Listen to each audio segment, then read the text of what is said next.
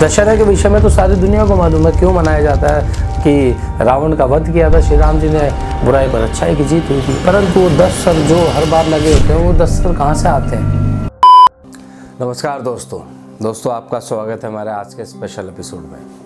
आप जैसा थंबनेल से समझ चुके होंगे कि आज का जो हमारा वीडियो है किस टॉपिक पर हम बना रहे हैं। परंतु आज का वीडियो शुरू करने से पहले मैं कुछ बातें क्लियर करना चाहूँगा। जो लास्ट वीक हमने संडे को वीडियो बनाई थी इस्कॉन टेम्पल के ऊपर, मैं उसके विषय में कुछ बातें क्लियर करना चाहूँगा। बहुत सारे कमेंट सेक्शन में मुझे कमेंट्स आ रहे हैं कि लावण्य, आपको पहले धर्म को अच्छे से जानना होगा, आपको समझना होगा कि हमारे कृष्णा जी हैं सुप्रीम गॉड हैं। भाइयों, मैंने कब मना किया कि वो सुप्रीम गॉड नहीं है? और यहाँ जो मैंने बात की है वो बात की है कि सनातन धर्म में आप किसी भी भगवान को इष्ट मानकर आप उनकी पूजा अर्चना कर सकते हो। और इस्कॉन मंदिर के विषय में भी मैंने कौन सी चीज़ गलत बोली? मैंने प्रशंसा ही की है कि भगवान श्री कृष्ण को वो इतना मानते हैं, मैं भी इतना मानता हूँ, सभी इतना मानते हैं। बट मैंने यहाँ पर एक चीज़ और स्पेशली कही थी कि मैं यहाँ ये नहीं कह रहा हूँ कि कौन श्रेष्ठ है कौन नहीं है, कौन सबसे श्रेष्ठ है। तो फिर उसके बावजूद, कहने के बावजूद भी लोगों ने मुझे कहा है कि नहीं, आपको ये पढ़ना चाहिए, ये वाली बुक पढ़नी चाहिए, यहाँ पर श्री कृष्ण ही सबसे श्रेष्ठ है। भाई, मैं मना नहीं कर रहा, मेरा कहने का मतलब केवल यही है कि सनातनियों को आपस में नहीं लड़ना चाहिए कौन सुप्रीम है कौन नहीं है। और मुझे इतना ज्ञान नहीं है। लोग कह रहे हैं ना कि आप पहले उस तरह का ज्ञान लेकर आइए, उसके बाद में प्रीच करिए। मैंने अपनी हर एक वीडियो में कहा है मैं प्रीच नहीं कर रहा हूँ। मैं being a human being, being a common man, केवल जो श्रीमद् भगवत गीता में लिखा हुआ है उसका उच्चारण करता हूँ, उसका सार हिंदी में सबको समझाने की कोशिश करता हूँ। अगर एक हिंदू एक छोटी सी एक मेहनत कर रहा है, अच्छी चीज़ कर रहा है, तो सभी हिंदू क्या करते हैं? पैर खींचने में लग जाते हैं। किसी और रिलीजन में अगर कोई 1% भी चीज़ करेगा अच्छी चीज़, तो लोग कहेंगे वाह वाह क्या कर रहा है। परंतु हमारे यहाँ थोड़ा सा एक प्रॉब्लम है, हम सनातनी ही आपस में इतना लड़ पड़ते हैं, इतना उलझा देते हैं एक दूसरे को कि आगे के लिए चीज़ें नहीं बचती हैं। आदमी कहीं ना कहीं डीमोटिवेट होने लगता है कि नहीं नहीं यार, मेरे खुद धर्म के लोग ही मुझे नहीं समझ पा रहे हैं। मैं यहाँ नहीं कह रहा हूँ कि आप भगवान शिव को पूजिए, भगवान श्री कृष्ण को पूजिए या ब्रह्मा जी को पूजिए। आपको जिसका मन करता है, हमारे सनातन धर्म में किसी भी भगवान को आप पूज सकते हैं। अब यहाँ बात आ जाती है, कई लोग कह रहे हैं डेमीगॉड को पूज रहे हैं, पता नहीं डेमीगॉड कौन आ जाए, हो सकता है राक्षस भी हो। भाई, डेमीगॉड जो हमारे अग्निदेव हैं, शनिदेव हैं और हमारे पवन देव हैं, जो भी हमारे देवता हैं, उनको पूजेंगे तो डायरेक्टली इनडायरेक्टली हम भगवान की शरण में जा रहे हैं, क्योंकि हम देवता भी भगवान के पथ पर ही चलते हैं। पर ठीक है, कोई बात नहीं। अगर सीधा डायरेक्ट हम सुप्रीम गॉड को मानेंगे तो मोक्ष की प्राप्ति होगी, देवताओं के रास्ते को मानेंगे तो हमें स्वर्ग की प्राप्ति होगी, दोबारा हम जन्म और मृत्यु के साइकिल में फंसेंगे। हाँ, ये थोड़ा सा है, परंतु आप इस तरह नहीं बता सकते मुझे कि हाँ हमारे कृष्णा जी सुप्रीम गॉड है। लिखा हुआ है, तथ्यों के साथ लिखा हुआ है, मैं एग्री करता हूँ उस बात से। परंतु मेरा कहने का जो एक सिंपल सा तात्पर्य यह है कि ऐसे उलझे नहीं। जो कुछ लोग हैं जिन्हें नहीं पता इस विषय के बारे में, एटलीस्ट कम से कम वो विष्णु जी की पूजा कर रहे हैं, करने दो। शिव जी की पूजा कर रहे हैं, करने दो। वो इस्कॉन तक कभी पहुंचेंगे नहीं। जो हमारे गांव देहात के लोग हैं, उन्हें पहुंचने में वहां तक पता नहीं कितने साल लग जाएंगे, और इतने सालों तो वो किसी और की भी पूजा ना करें, सनातन धर्म के भगवान होगी, तो इस तरह तो हमारा धर्म नीचे ही जाता जाएगा, ऊपर नहीं उठेगा। पहले उनको जानने दो, उस जानने के बाद हो सकता है कि उनको ये भी पता चले कि हाँ, तथ्यों के साथ जो लिखा हुआ है, सुप्रीम गॉड अपने मुंह से खुद कृष्णा जी ने कहा है कि मैं सुप्रीम हूँ। हाँ, ये बात सच है, बिल्कुल सत्य है। अब कहीं जगह तो ये भी लिखा हुआ है कि सत्यम शिवम सुंदरम, ओम नमः शिवाय। सत्यम शिवम सुंदरम का क्या तात्पर्य है? कि शिव ही सत्य है। सत्य कौन है? ब्रह्म है, ब्रह्म तत्व है। शिव ही सत्य है, शिव ही ब्रह्म है, शिव ही परमात्मा है, शिव ही सुंदर है, शिव ही सभी कुछ है। तो क्या इस लाइन को मैं डिनाई कर दूं? तो इस वजह से ना तो मैं ये बोलता हूँ कि शिव ही सबसे बड़े हैं, ना मैं ये बोलता हूँ विष्णु जी सबसे बड़े हैं, ना मैं बोलता हूँ कृष्णा जी सबसे बड़े हैं। सब मेरे लिए समान हैं, श्रेष्ठ हैं। अब कई लोगों ने बोला कि कृष्णा जी सबसे ऊपर हैं और फिर विष्णु जी का अवतार लिया और फिर विष्णु जी ने दोबारा से कृष्णा जी का अवतार लिया, तो हम घूम फिर के क्यों जाएं, हम सीधा सुप्रीम कोर्ट को माने। मानो, किसने मना किया? अगर आपको इतना ज्ञान प्राप्त हो चुका है तो आप सुप्रीम कोर्ट को मानो। चलो ठीक है, इस बात को इतना मैं डिटेल में नहीं जाऊंगा, कि बस यही कहना चाहूँगा कि जिन लोगों को अभी इतना ज्ञान नहीं है, नहीं समझ में आ रही हैं इस तरह की बातें, अगर वो और किसी भगवान को, शिव जी को, विष्णु जी को, सबको पूजने दो। सनातन धर्म के ही हम सदस्य हैं, सनातन धर्म के ही सभी भगवान हैं। तो बस यही है। अगर मेरे से कुछ गलती हो गई हो इस्कॉन मंदिर के विषय में या कुछ बातें मैंने कही हो तो उसके लिए मैं क्षमा याचना करता हूँ आपसे। तो चलिए बढ़ते हैं आज के टॉपिक की ओर, जो बात करते हैं जो हम बात करने वाले हैं दशहरा के ऊपर। दशहरा हम क्यों सेलिब्रेट करते हैं? दशहरा सभी को ज्ञात होगा कि श्री राम जी ने रावण का वध किया था और बुराई पर अच्छाई की जीत हुई थी। इसी वजह से दशहरा को हम मनाते हैं। ये तो बेसिक चीज़ है, सबको मालूम है। अभी दशहरा में आप लोग देखेंगे कि जगह जगह मेला लगा हुआ है, रावण के 10 सर लगे हुए हैं। अब वो जो श्री राम जी आएंगे और तीर चलाएंगे और आग लगेगी और वो पुतला फूका जाएगा, आप देखते होंगे। अब कई जगह, अब जैसे कि लोग मुझे मॉक करते हैं कि आपको नॉलेज होनी चाहिए, कई जगह आप कुछ चीज़ों से चूक जाते हैं, तो मैं आप तीनों तरह के तथ्य दूंगा, लॉजिक भी दूंगा और तथ्यों के साथ बात भी करूंगा। बहुत लोगों को लगता है कि रावण के 10 सर थे, बहुत लोगों को लगता है कि नहीं 10 सर नहीं थे, 10 सर को एक तरह का वो मैजिक करता था, तो उस मैजिक के थ्रू वो 10 सर दिखाता था अपने, वो एक भ्रम पैदा करता था। तो रामचरितमानस में भी रावण के 10 सिरों का वर्णन किया गया है कि रावण के 10 सर थे। जब श्री राम जी के साथ उनका युद्ध चला, रावण का युद्ध हुआ, तो रोजाना श्री राम जी एक सर काट दिया करते थे। ये रामचरितमानस में लिखा हुआ है, तथ्यों के साथ बोल रहा हूँ कि रोजाना एक सर काटा करते थे। तो 10वें दिन तक जब 10वां सर कटा और जब विभीषण ने बताया कि इनकी ना वो 10 सर काटने के बावजूद भी उसकी मृत्यु नहीं हो रही थी, तो 10 दिन तक 10 सर कटा। और जब विभीषण ने बताया कि नाभि में अगर तीर मारेंगे, नाभि में जब ही जाकर रावण की मृत्यु होगी, तो उस दिन रावण की मृत्यु और 10वां शीश भी उसी दिन कटा। तो इसलिए रावण को दशानन भी कहा जाता है। और एक कहानी है कि भगवान शिव की तपस्या कर रही रावण ने, और भगवान शिव से वो समक्ष होकर मिलना चाहते थे, परंतु भगवान शिव इजीली तो किसी को मिलने वाले नहीं है जब तक सामने वाले की कठोर तपस्या ना देखें। तो रावण ने क्या किया? रावण ने कहा कि भगवान शिव आप मुझे अपने दर्शन दीजिए वरना मैं अपना शीश काट दूंगा। तो रावण ने एक बार शीश काटा, नहीं दर्शन हुए, 2 बार काटा, 3 बार काटा, 4 बार काटा, जब 10 बार सर काटा तो शिवजी जी ने दर्शन दिए, उसको वरदान दिया। तो इस वजह से भी रावण को दशानन कहा जाता है।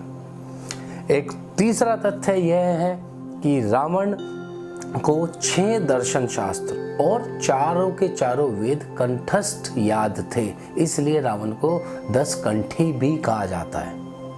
तो इस वजह से लोगों को लगता है कि रावण के 10 सर थे। 3 अलग अलग तथ्य मैंने आपको बताए हैं, तीनों में एक रामचरितमानस, 2 तथ्य जो लोग बताते हैं, जो बहुत जगह वेबसाइट्स में भी मैंने देखा है, लिखा हुआ है, और ये बात कहीं ना कहीं जाकर मुझे लॉजिकली सही भी लगती हैं। और एक जो चीज़ है वो 10 सर किस चीज़ को व्यक्त करते थे, किस चीज़ का प्रतीक माना जाते थे। ये अच्छे वे में भी हो सकता है, बुरा वे में भी हो सकता है कि 10 के 10 जो सर का प्रतीक है वो किस वजह से थे, मैं आपको बताता हूँ उसको। पहला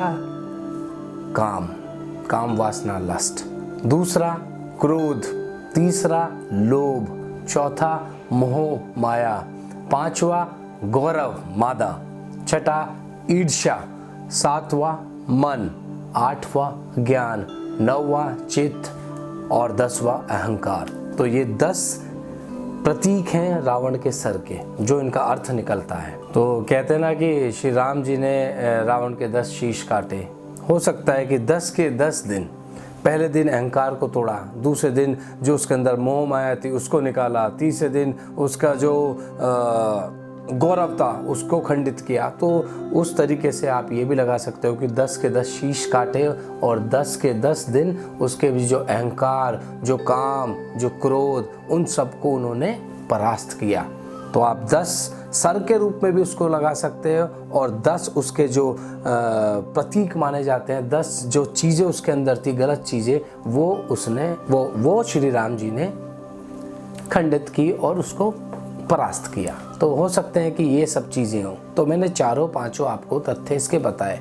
अब जो भी एक तथ्य आपको सही लगता है, जो भी एक तथ्य आपको सही लगता है, आप उसे मान सकते हैं।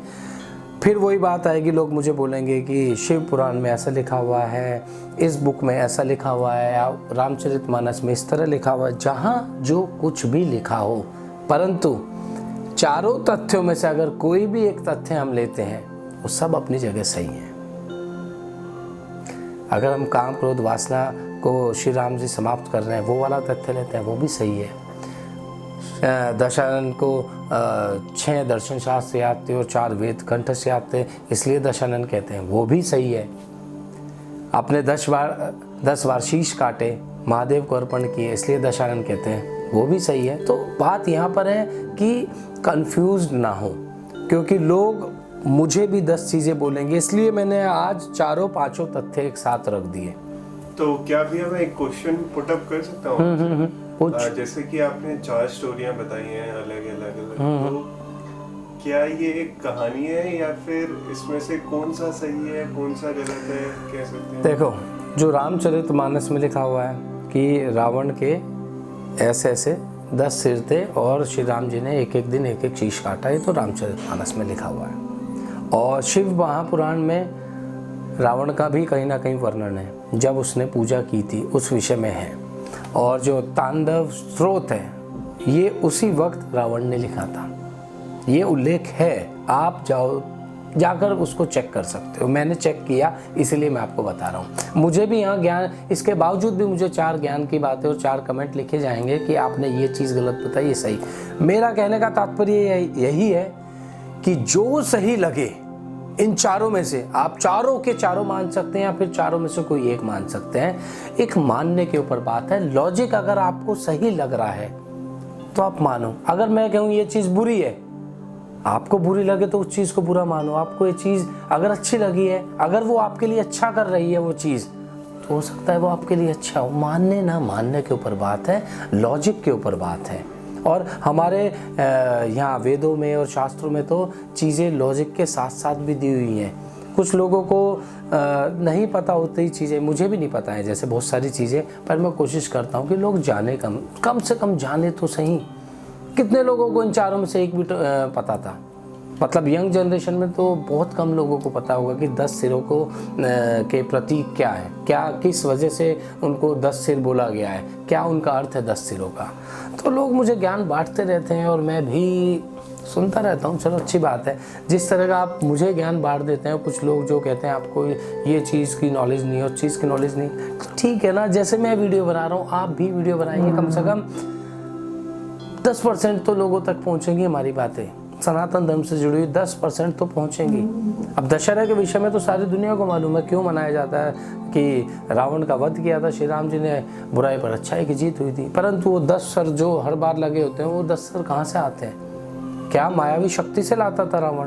क्या उसको दशानन इसलिए बोला जाता है कि महादेव को 10 बार शीश अर्पण किया था? क्या श्री राम जी ने 10 दिन एक एक शीश काटा था? अब एक एक दिन शीश काटा था तो एक दिन उसकी क्रोध की परास्त किया, एक दिन उसकी वासना को परास्त किया, एक दिन उसके अहंकार को परास्त किया। तो धीरे धीरे करके हो सकता है वो 10 सिर इस विषय में कहे गए हो। तो बात समझने का फेर है और कुछ नहीं है। एक ही बात कहना चाहूँगा वीडियो समाप्त करने से पहले कि जैसा कि आप लोग मुझे मॉक कर रहे हैं, कमेंट भी कर देते हैं, आपको नॉलेज नहीं है, ये कई जगह आप गलती कर जाते हैं। अच्छी बात है, एटलीस्ट आप लोग नोटिस कर रहे हैं, नोटिस कर रहे हैं तो मतलब जागरूकता फैल रही है। मैं क्या काम कर रहा हूँ? मैं एक चीज़ बस ट्रिगर करने की कोशिश कर रहा हूँ। वो चीज़ ट्रिगर हो रही है, 4 लोगों को वो अधूरी लगती है, तो एक मन में बीज बो दिया। उस मन में बीज बोने के बाद आप उस चीज़ को एलैबोरेट करके मुझे बताते हैं, यानी मेरे थ्रू औरों तक भी पहुँच रही है।